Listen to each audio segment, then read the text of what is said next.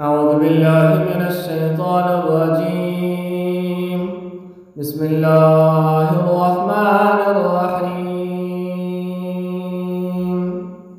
يوصيكم الله في أولادكم للذكر مثل حظ الأنثيين،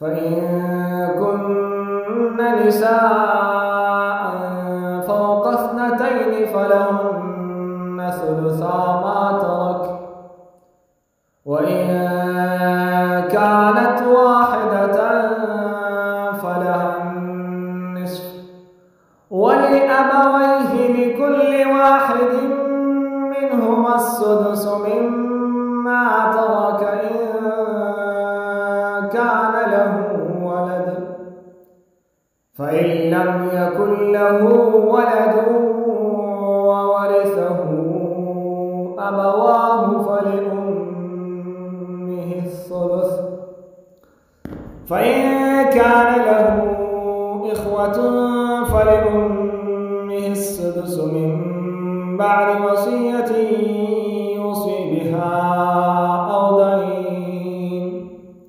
آباؤكم وأبناؤكم لا تدرون أيهم أقرب لكم نفعا، فريضة من الله، إن الله كان عليما حكيما.